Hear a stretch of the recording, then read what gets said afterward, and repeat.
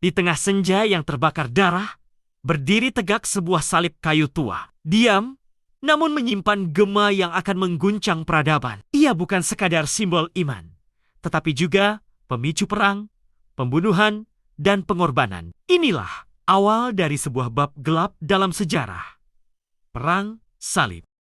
Tahun 1095, di tengah krisis dan kehancuran moral Eropa, Paus Urbanus II berdiri di mimbar megah Katedral Clermont. Suaranya menggema di antara tiang batu dan kaca patri. Ia menyerukan satu hal: pembebasan tanah suci.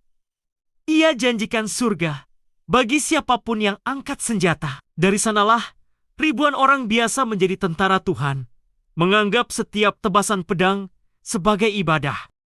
Dengan semangat berkobar dan salib merah di dada, para satria berjalan melintasi Eropa. Mereka bukan hanya bangsawan dan tentara, tapi juga petani, pendosa, bahkan anak-anak.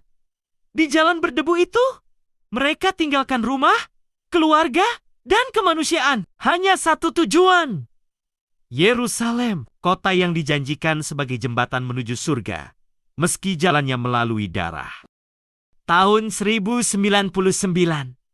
Yerusalem diserbu. Tembok kota runtuh. Teriakan takbir dan nyanyian Latin saling bertabrakan. Tapi ketika debu reda, kota suci itu menjadi lautan darah. Ribuan Muslim dan Yahudi dibantai tanpa ampun. Satria salib berdiri di atas tumpukan mayat meyakini mereka baru saja memenangkan surga, padahal mereka baru saja membakar sisi lain dari iman. Sementara itu di timur, muncul seorang pemimpin dengan keteguhan hati dan kejernihan jiwa. Salahuddin Al-Ayyubi bukan hanya seorang jenderal, tapi juga seorang penegak keadilan. Di hadapan rakyatnya di Damaskus, ia bukan sekadar simbol kekuatan, tapi juga pengingat bahwa melawan tidak selalu berarti membalas dengan kebrutalan. Islam pun kembali bersatu di bawah satu panji: kehormatan dan kesabaran. Di Bukit Hittin, tanah berguncang. Pasukan Muslim dan salib bertemu dalam benturan besar. Di tengah debu dan api, Salahuddin berdiri tegak di atas kudanya. Memimpin bukan hanya dengan pedang, tapi dengan akal. Ia tahu kemenangan bukan hanya menaklukkan kota, tapi juga menjaga adab. Dan saat Yerusalem kembali ke tangan Muslim, ia tidak menumpahkan darah. Ia memberi pengampunan. Dunia pun menyaksikan kekuatan yang dibalut dengan belas kasih. Dua raja legendaris berdiri berhadapan. Richard si hati singa dengan baju zirah berkilau, dan Salahuddin yang anggun dalam jubah hijau. Mereka tidak hanya bertarung, mereka juga berdialog di halaman Masjid Al-Aqsa.